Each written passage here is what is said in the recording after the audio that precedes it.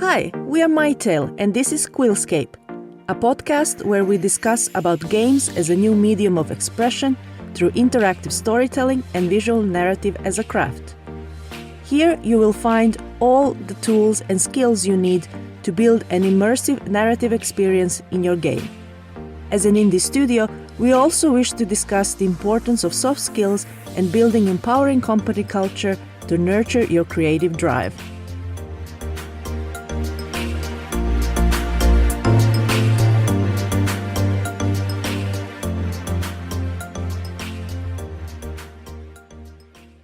Hi everyone, and welcome to another episode of QuillScape Podcast. Today I have an amazing guest with me. Please meet Jussi Loukiainen from Platonic Partnership. Jussi, welcome to the show. Thank you very much. It's a pleasure to be here.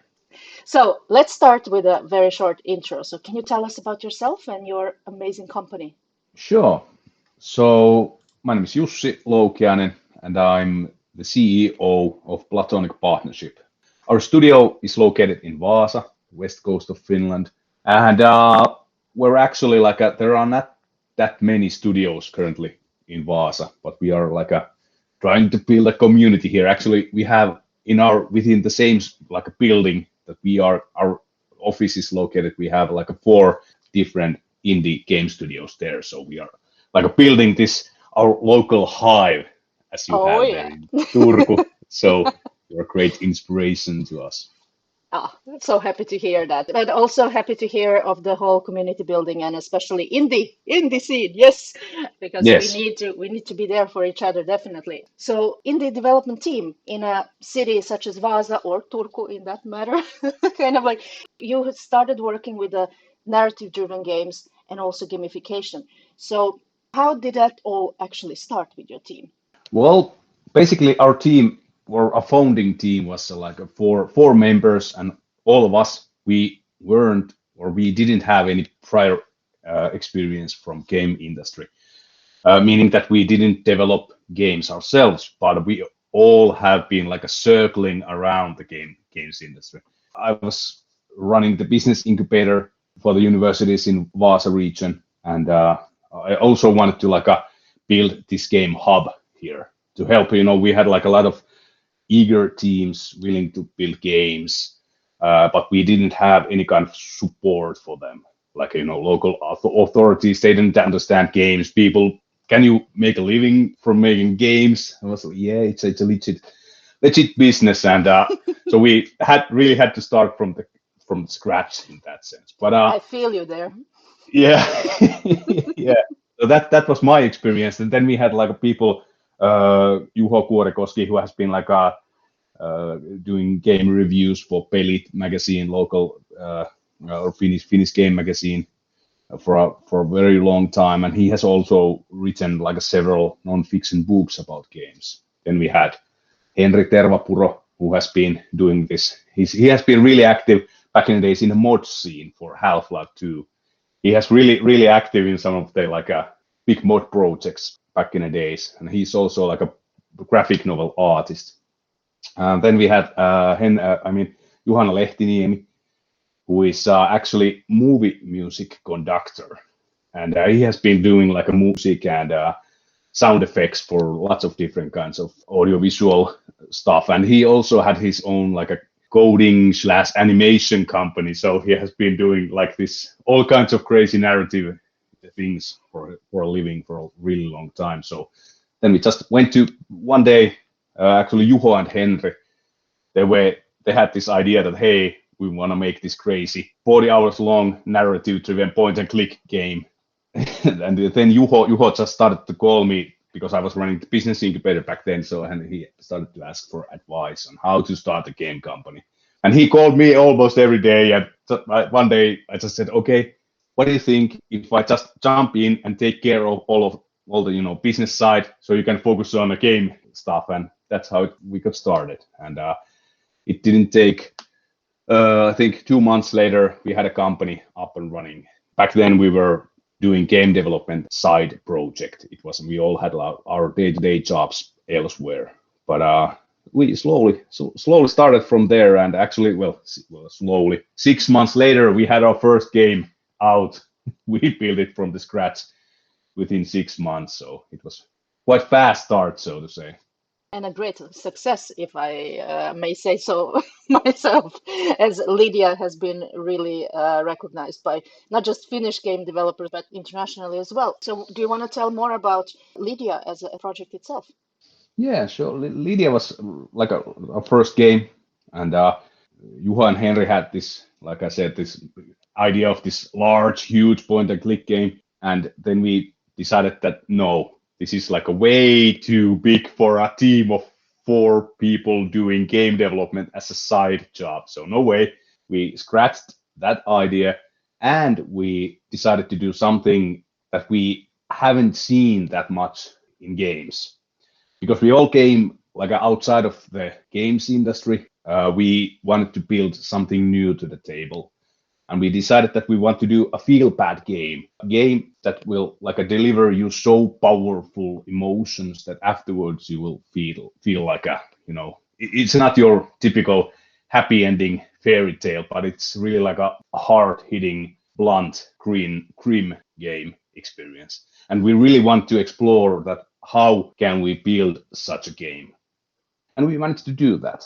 But I have to say that one of the key elements on why it was so successful was the reason that some of our founding members, they had experienced this kind of because the Lydia is all about like a little child experiencing alcoholism of her parents, and that's the like a concept for the game. And a couple of our like a founding team members, they have had this kind of real life experiences with their parents drinking too much, and in a sense, all the emotions and in the game, they are based on real emotions and real experiences. Although the situations themselves are, of course, different, but the emotions are real. No, that's so fascinating. And also, most importantly, this project has been accepted by the public, by the players, really incredibly, even on Nintendo Switch and so on. So, any reviews or the sort of data you wish to share with us? Because then I think it's really interesting. Besides this novel approach to the game design and especially narrative side of and emotional engagement to the games, but how did the players actually respond to such game? Well, of course, it was our first like a release. We didn't have any prior expertise on how it actually, what it's like to, release a game on Steam. So we didn't have, of course, we had like a big expectations, but we didn't come close to that. We had I think we had like an idea that we want to sell 50,000 units on first year or something like that. And nowadays we have sold like a 20,000 units on Steam. But on Nintendo Switch, the game has sold almost 100,000 units. So it has been really successful, pretty successful on Nintendo Switch.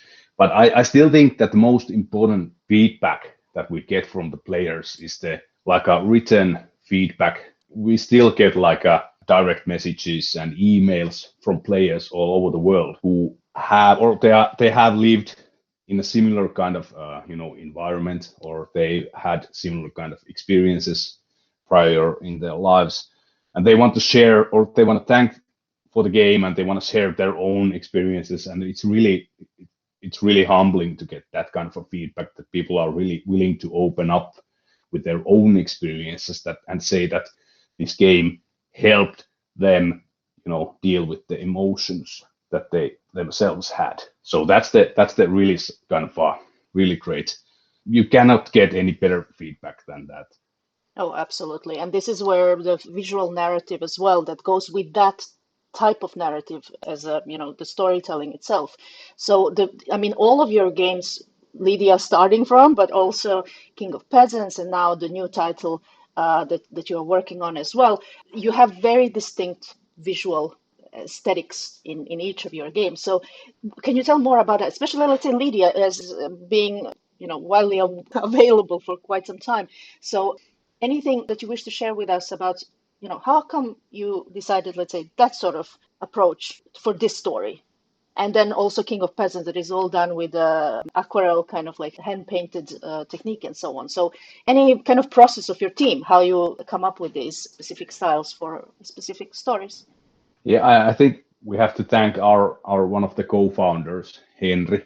Henry, who has been like a publishing graphic or comics all over the world, and we have to thank him for the artistic style, because although we have like a small team, but we still want to explore all the possibilities together. In a way, when we are starting a new project, we will explode it to pieces, and then we all get our say into what kind of experience, what kind of game we want to build. But still, Henry is responsible for the graphics. And for example, in Lydia, it's like we want to make a game to look like a children's book in a way. We want to make it represent the world as a small 5-6-year-old child would see it. So that's our reference in a way. That's the kind of a storybook kind of a atmosphere that we want to deliver with the game.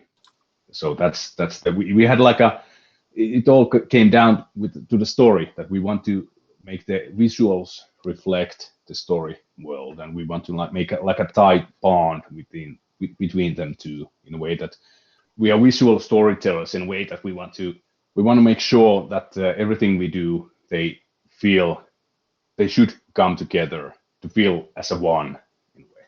Absolutely, and that's where the music games are all about audiovisual experience. So, Yeah. so also having the expertise, especially in this sort of from your team member who has also from the movies, I mean, and all these sort of special effects and Yeah. and parts. So I'm a huge fan of your Lydia games. Thank you. That's where kind of like I'm so impressed with all the decisions there and design wise as well. So highly recommend listeners check it out. Links for the game as well as for Platonic Partnership will be in the comments. So, as you mentioned, you have not been kind of initially in the games yet, but to be honest, who of us were? Because I mean, that's kind of like when we come from so many different backgrounds and especially career-wise. But what is your personal memory of like playing video games, and how this sort of relationship with games actually came to be and got you to this kind of like moment that you are actually now creating these interactive experiences? I think my first memory from a video game is from Commodore 64. And I think that's one of the cornerstones of Finnish game industry, because it was such a hugely successful or a popular computer back in the days in Finland. And I remember I had two older brothers, and they were mostly playing around with the computer, and you needed to have some sort of you need to have certain technical skills in order to get the game up and running.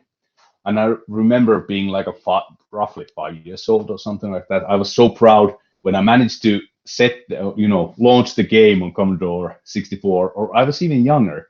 And I went to say to my brother, hey, look, I managed to get the game up and running. And he didn't believe me. And I was so bitter and angry because he didn't believe me that I managed to set the game or start the game. But at the Commodore 64, it was a really great computer, because you could do so much more with the computer than just play. I remember, trying to conduct music. Make sounds come out of the computer, and then I tried to make these simple animations, because with the computer you would get this like a manual in which you had like a sample code, like a simple like a code or programs that you could like type into the computer, and then you would see this ball bouncing on the screen. And it was really like a mind-blowing experience also. Okay, I write some letters there, numbers and letters, and then I would see this actual ball bouncing on the screen. It was like a whoa. Magic. I know, right? And I remember also at some point when we started kind of like literally with the paint and mouse kind of like doing Yeah. some of the sort of graphics for stuff later on. I mean, this is, but just like even Yeah. so, like oh my God, here we go, sprites. Yeah. Yeah. Yeah, but for the kid, that is really.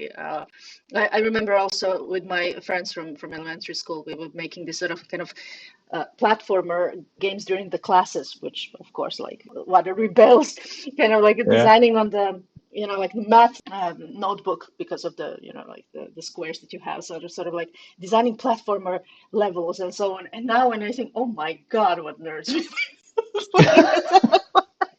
And here we are now doing actual game development, but Yeah. it's just like because you're enjoying playing with friends, because that's how we spend our summers. I mean, either at my place or my friend's place, we were just playing games. That's all we did.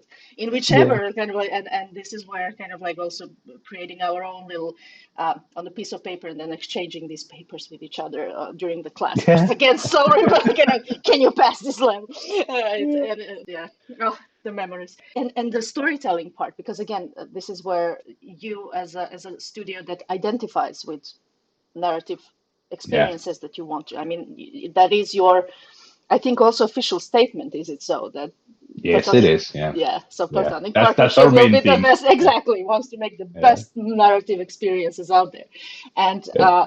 I fully support that, obviously. And so as all of us in this field.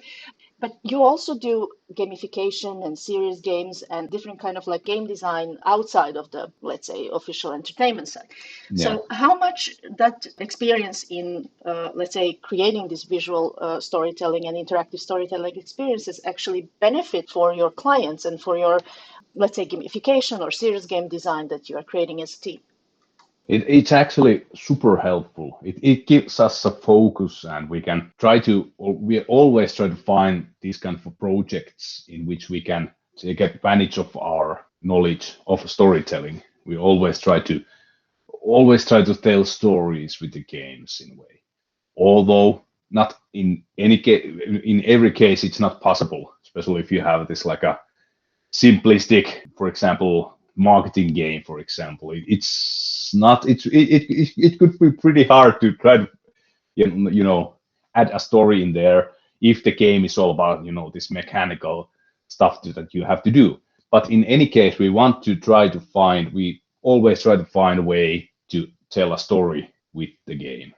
And I think that's also something that happens automatically when player starts to play a game. She will construct a narrative out of the experience of playing, and that's also a way we try to help player to make a sense of the game better. And I think storytelling as a whole is it's really helpful when developing any kind of games. For sure. And you have done actually quite many of the successful gamification projects around Finland, at least that very, very known around here. Especially this latest one, if we can mention a bit about the library game that, or was it Mm. so? Like, can you Yeah. tell more about that?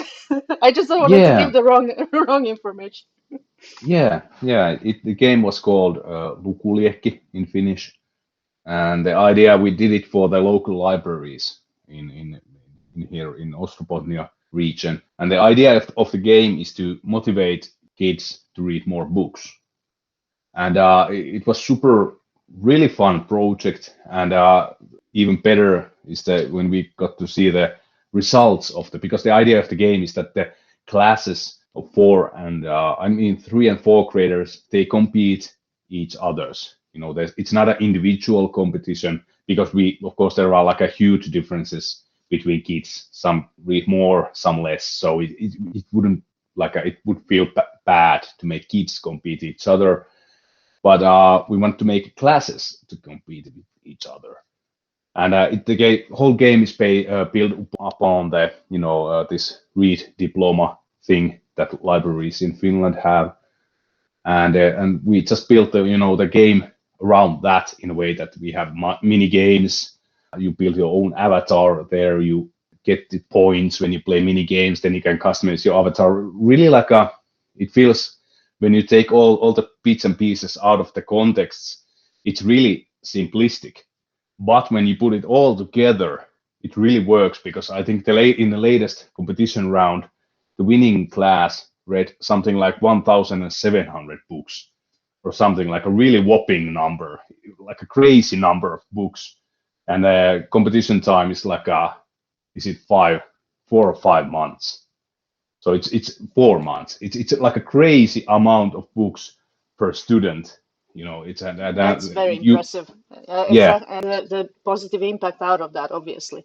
But also, it looks fantastic. I mean, the Thank you.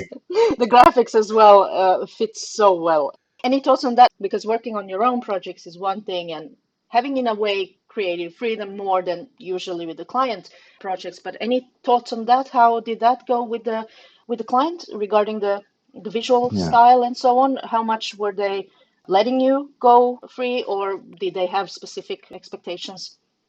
They had some kind of they had done some preliminary work on the look of the game, but at the first meeting they said that you can, you can basically do whatever you want to.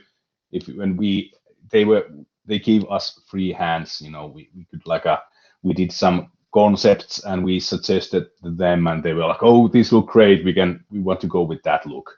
And that's how it goes. And we always want to push forward and do new things. And here with the because the game has like avatars are the core concept in the game, and we wanted to push our own skills a bit further. We want to make the characters, they are like a totally modular in a way that we want to, and that even I did some drawings with the characters, and I cannot draw because we like a huge amount of different kinds of pieces for the characters, and then we have this store within the game that people can buy, or players can buy different parts for the characters. So we want to try something, and as always with the customer or client projects, we want to explore some new techniques or explore some new tools in order to we want to do the best possible work for the customers, of course, but at the same time we want to learn as much as possible. So I think it's a win-win for both, because that way we can deliver even more than hopefully originally planned. Any tips for fellow devs who are having possibly different experiences with their clients? I have been also very fortunate to have amazing clients that also give us freedom, or basically trust in our decision making, in that sense, that like direction. And this is really important, obviously, because that's why they come to work with us, especially in gamification and serious games. But any tips for the younger devs when it comes to this sort of like, how do you discuss this with a client? At least I have been explaining to some of my mentees and so on, like, or the younger teams, how to basically, educating your client in a sense that for what they may need, because you need to know what their aim is, obviously, who is their target audience really. So basically, in this case, when you have children to read more, so that's very concrete aim. And then how to connect emotionally with that target audience, not necessarily client even in the first place. So this is kind of the really communicating openly and transparency with the client, at least for me, has been always the way to go. But any thoughts from your experience, like anything that you wish maybe to share with the fellow devs, anything to be aware of? Yeah, I think you had some really, really excellent points there, that you always have to, figure out who's actually gonna play the game. And most likely it's not the same person from customer side who is buying the stuff from you. So always, make sure that you fulfill the players' experiences. So, but also one thing I always try to, because like you said, we have to educate customers. Sometimes the customers, they have like this idea that they want to gamify, or they want to have some kind of a game kind of a solution, but they don't really know, of course, because they are not experts on games. So we want to help them to make have a concrete plan, or have a concrete result that they want to achieve with the game. And then we always try to make first like a demo version, like a smaller concept, MVP, whatever you want to call it, of the game, to see whether it's feasible to achieve that goal with our project. And if it feels that, okay, this is not necessarily the way to go, our kind of a solution is maybe not the best, solution for this customer or for this particular project, then we are more than willing to, okay, this is not necessarily for us. Try contact these companies. They do stuff that would, fulfill your needs. And usually it goes really well because we are not trying to build a ready huge solution right from the beginning, but we start small. So always start small and with a demo or something like that. So it's much more easier for the customer to buy from you, and you also feel like you can almost you can learn with the demo. You can learn so much from building, trying to find out the needs of the end user and try to fulfill them with the demo. So start and also small. test, yeah. And this is the where Yeah. you test, especially for, I mean, from gamification side, this is where you have to test with that target audience. So Yeah. basically, this is where you can do a lot of really valuable feedback, in the sense that, yeah, what works, what doesn't work. So yeah, we end up being the same people are usually, I don't know how, but we are really active with the community building as well. And kind of IGDA connects us all at the end of the day. You're also one of the very active community members, as you are also the chairperson of Suomen Pelinkehittäjät ry, or our, let's say, Finnish Game Developers Association, and also have been building community in Vaasa on behalf of IGDA Finland. So any words on community, and again, all of this sort of, having other devs there for being part of your basically everyday work, to be honest. Yeah. Anything you want to share on your work with the community?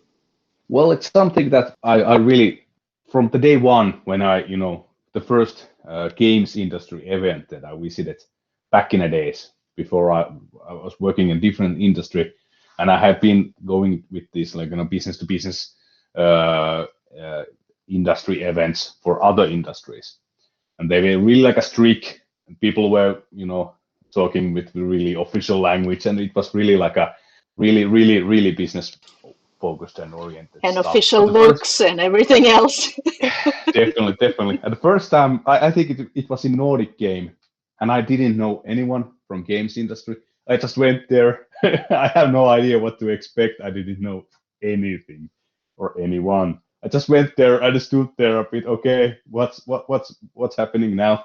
Then I heard some guys talk Finnish, and I just went there. Hi, I'm Jussi, or something like that. And I think it was Tuomas Roininen from Jyväskylä, or at least he was one of the first people I met in the industry, and it was really heartwarming because he already, at the first sight, I introduced myself, and he started to introduce me to the other people, and people were really like a welcoming, and it was super easy to network with people and talk with people, and the people were willing to share information and introduce you to the new people. And I was really blown away by the openness and kindness of the industry. And I almost, instantly I felt like I want to give back to the community. And like I said, I was running the business incubator back in the day, and I really want to give this same kind of experience for new teams when they were starting the, developing games, and they, people didn't really back in the days know what it meant to build games, and they didn't have any support, etc. So I really want to give them the same kind of experience that I had when I started to go and meet games industry people. So I always felt that it's important to give back as soon as possible. Whenever you can help someone, you are almost obligated to do that in a way, because it helps us as a whole in the Finnish game industry to develop better games and help. If someone succeeds, it helps others to succeed too. So, And it's definitely not for just the companies as well, not just the people per se, because as well, Pelinkehittäjät as also like having this sort of nationwide support for the companies as such, and so yeah, you also help the companies through as a chair there. So yeah, absolutely. Yeah. And this openness is really something unique that we have here in Finland. So I'm hoping that we can also, spread this type of practices elsewhere as well, because we have seen that at least from IGDA Global and generally also with the other networks around that, not all the communities are that open, even among the game developers. So hopefully we can, like share some best practices from Finland. But yeah, and thank you for building such an amazing things Yeah. with the association and as well with the local community. Yeah, I want to thank you too, Natasha, because I remember you from the early days when I started to go, and you were also like a really helpful from the day one. So it's really great, and thank you for that. And you are also doing a great job with the IGDA, global IGDA and stuff. So, like I said, all that everything happening in Turku, it's really inspiring. So Thank you. thank you for that. Thank you. No, but it's a pleasure. And as you said, the same thing. Like I make this joke that like yourself and me and this sort of the usual suspects, the people who kind of like the same people are also kind of active in so many different things. But it's true. Like this is sort of like feeling that you're really empowered by others around, and you want to also empower as well. Like you want to give that Yeah, back to the rest, and especially definitely. for next generations of developers. And this is so yeah, I have been like I don't know how long we are able to really do this. To be honest, we're getting older, but on the other hand, it is really a pleasure, and this is where I think the best things happen exactly like this, like sharing the know-how and being there for each other, because Yeah. how else? But as a creative individual, especially you work as an indie developer, what kind of a person you are or your team is when it comes to like when are you most creative? It can be the part of the day, part of the year, like which when do you feel that, oh my God, now this is like, this is your moment. I'm, for example, a morning person. I get my stuff done really early, and this sort of like I get up and get to action, but not many are like that. So where do you get your energy? Kind of like when do you feel Yeah. most creative? Yeah, I'm definitely not a morning person, but but I don't know. I think the one of the most important aspect or factor in my creativity is other people in a way that I always feel that my creative juices start to flow when I'm with like-minded people, not people who think the same way. That's not good. You have to have people from different backgrounds and people who think differently, but in people who have the same kind of attitude towards sharing their knowledge and opening up and throwing ideas and not getting stuck with something smaller things, but I help to build the whole picture first, and go start from there. And my thing, I think what I'm best at is with the big picture thing, kind of and starting up things. That's my where I'm strongest at. I'm good at hopefully helping people to give their best efforts in order to build something great. And I don't know if I have any specific daytime or time of a day when I'm the most creative. It could struck any time. When I'm in a bed, hopefully trying to get some sleep, and all of a sudden something, I don't know, great, but something, okay, we could do it like this, and I'm usually have to go and write it down and then get it off my mind, and then I can sleep effortlessly, and then I don't necessarily check the notes later on. But it's just and I think because the creativity, it's not something that you run out of. I think the more you kind of develop stuff and more the ideas come out to you, and more talk with the ideas with other, more ideas will come. So I think that you will just have to let them out to the world, and let's see how it goes. And you have to be also open to listen other people. So that's really important too. Listening above all, especially teamwork. That's kind of Yeah, how it works. yeah, And when it comes to this sort of like continuous also learning curve, I mean, this sort of like this, especially in this industry, I mean, things are moving so fast. You cannot just stick to one thing. You have to keep trying different stuff, as you said, even with the client, where like you keep learning, keep trying different things. Any particular thing that you are maybe currently interested to learn more about some different aspects? Anything that you are kind of like looking more, maybe not necessarily what you are doing as a day job, but maybe like anything that you are into for developing skills further?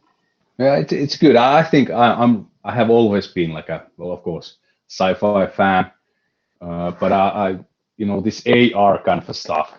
When the AR really hits becomes mainstream. That's something that we are really, I think most of the people in our company are really interested into, and we really want to test out different things, new tools, new toys to see how they work, learn as much from possible. Never enough Uh, toys. yeah, definitely, because they All the new also, gadgets, yay! yeah, definitely. They give you new ideas, and then you go, okay, this could be really cool, and we could apply this to that, and something new comes out of that. So, Yep. but I think AR is something. It has been coming for a long time, and hopefully eventually does. But let's see how it goes. Yeah, absolutely. So, from all of this, especially from the different industries, like, do you have any specific story or anecdote or anything that you kind of really wish to share with us to what shaped you to really get here to be this sort of like creative indie developer and kind of like, because I feel like we have a similar story in that sense that, yeah, we have had this sort of like, cozy jobs and all this sort of, and then flip the table, go indie kind of thing. Let's make narrative games.